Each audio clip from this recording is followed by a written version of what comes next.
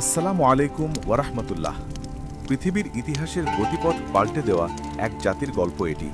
তারা এসেছিল মধ্য এশিয়ার রুক্ষ তৃণভূমি থেকে, যাদের পায়ে ছিল ঘোড়ার খুরের ধুলো এবং চোখে ছিল দিগন্ত জয়ের স্বপ্ন।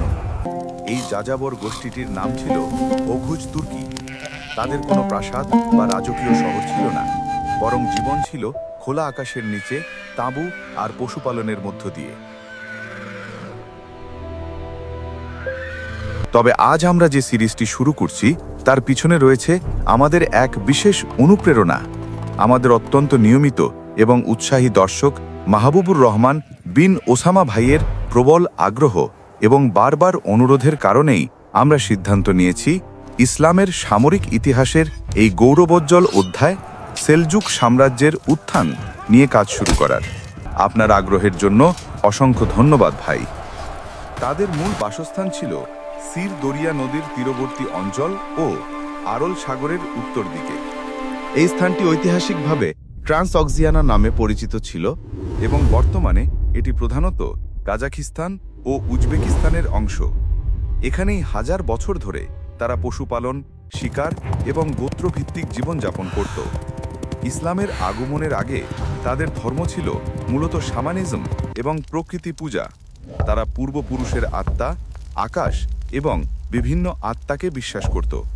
তাদের জীবন ছিল তাদের গোত্রনেতা এবং সমানদের নির্দেশের উপর নির্ভরশীল। এই যাযাবর জীবনেই একসময় আসে এক গভীর পরিবর্তন। দশম শতকের শেষ দিক থেকে ধীরে ধীরে ওঘুজ তুর্কিদের মধ্যে ইসলামের প্রভাব বাড়তে থাকে। তাদের সংখ্যা তখন প্রায় ৪,০০০ থেকে ৪০,০০০ তাঁবু পরিবার সমতুল্য ছিল বলে ধারণা করা হয়। এই সময় তারা পার্শ্ববর্তী সামানিদ সাম্রাজ্যের মুসলিম বণিক ও সুফি সাধকদের সংস্পর্শে আসে। এই বণিক ও সাধকদের নৈতিক জীবন এবং এক আল্লাহর ধারণা, যা তাদের বহু দেবতা বা প্রকৃতি পূজার ধারণার চেয়ে অনেক বেশি স্পষ্ট ছিল, তা যাযাবরদের মনে গভীর প্রভাব ফেলে। ওঘুজরা বুঝতে পারে যে এই নতুন ধর্ম কেবল বিশ্বাস নয়, এটি তাদের বিচ্ছিন্ন গোত্রগুলোকে একটি বৃহত্তর ও একীভূত পরিচয়ে বাঁধতে পারে। এই আধ্যাত্মিক এবং সামাজিক অনুপ্রেরণাই ছিল তাদের ইসলামে দীক্ষিত হবার মূল কারণ। মুসলিম হবার আগে তারা ছিল কেবল যাযাবর, কিন্তু মুসলিম হবার পর তারা হয়ে ওঠে একই উম্মার অংশ। এই সময়ই গোত্রগুলোর মধ্যে নেতৃত্ব গ্রহণ করেন একজন দূরদর্শী এবং অত্যন্ত প্রজ্ঞাবান নেতা, যার নাম ছিল সেলজুক বেগ ইবনে দুকাক। তিনি ছিলেন ইয়াবগুহ ওঘুজ প্রধানের অধীনস্থ একজন সেনাপতি। সেলজুক বেগের অসাধারণ কৌশল এবং দূরদর্শিতার কারণে তুর্কি গোত্রগুলো ইয়াবগুহ কর্তৃত্ব থেকে বেরিয়ে আসে। এই ইয়াবগুহ প্রধানের বিরুদ্ধে তার এই বিদ্রোহের একটি কারণ ছিল ইয়াবগুহরা তখনও পুরনো সামানবাদী রীতিতে বিশ্বাস করত এবং তারা খাজারদের মতো অমুসলিম শক্তির প্রভাব বলয়ে ছিল।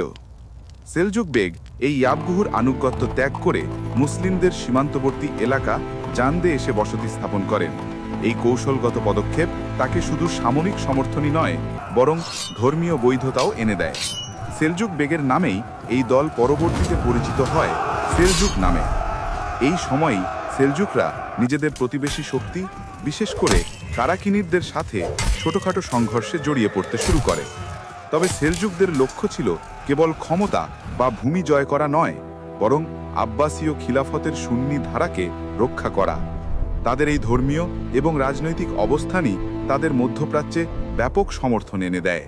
তাদের ক্ষমতা, তাদের বুদ্ধি আর সর্বোপরি তাদের ধর্মপরায়ণতা দ্রুত তাদের খ্যাতি ছড়িয়ে দেয়। কিন্তু সেলজুকদের এই উত্থান মেনে নিতে পারেনি মধ্যপ্রাচ্যের অন্যতম পরাক্রমশালী সাম্রাজ্য গজনবীরা। গজনবীরা মুসলিম হওয়া সত্ত্বেও সেলজুকদের গ্রহণ না করার প্রধান কারণ ধর্ম নয়, বরং ছিল ক্ষমতা, ভূমি এবং রাজনৈতিক নিয়ন্ত্রণ। সেলজুকদের যাযাবর জীবনধারা এবং তাদের পশুপালনের জন্য নতুন চারণভূমির প্রয়োজন ছিল। যখন তারা দলে দলে গজনবীদের সমৃদ্ধ প্রদেশ খুরাসানে প্রবেশ করতে শুরু করে, তখন গজনবী শাসকরা তাদের নিজেদের কৃষি এবং রাজস্বের জন্য হুমকি মনে করতে শুরু করে। তারা সেলজুকদের দেখতে শুরু করে যোদ্ধা হিসাবে, যারা যে কোনো সময় নিজেদের জন্য একটি স্বাধীন রাজ্য প্রতিষ্ঠা করতে পারে, যেটা কিনা গজনবী সাম্রাজ্যের সার্বভৌমত্বের জন্য সরাসরি চ্যালেঞ্জ ছিল। গজনবীদের সুলতান মাহমুদ এবং তার পরবর্তী শাসকরা এই যাযাবরদের তাদের সীমান্ত থেকে বিতাড়িত করার জন্য সর্বশক্তি প্রয়োগ করেন। সেলজুক বেগের মৃত্যুর পর তার নাতিরা, বিশেষ করে তুঘরিল বেগ এবং চাগরি বেগ নেতৃত্ব গ্রহণ করেন। তারা ছিলেন সাহসী, দূরদর্শী এবং যুদ্ধবিদ্যায় পারদর্শী। তারা সেলজুক জাতিকে গজনবীদের বিরুদ্ধে এক চূড়ান্ত সংঘর্ষের জন্য প্রস্তুত করেন। সেলজুকরা তখন দুর্বল গজনবী সৈন্যদের কাছ থেকে খুরাসানের গুরুত্বপূর্ণ অঞ্চলগুলো দখল করতে থাকে, যা দুই শক্তির মধ্যে অনিবার্য সংঘর্ষের পথ তৈরি করে। সেলজুকদের কাছে এই যুদ্ধ ছিল কেবল ভূমি জয় করার যুদ্ধ নয়, বরং এটি ছিল যাযাবরদের অস্তিত্ব টিকিয়ে রাখার লড়াই। অন্যদিকে গজনবীরা নিজেদের সাম্রাজ্য এবং ক্ষমতা রক্ষার জন্য ছিল বদ্ধপরিকর।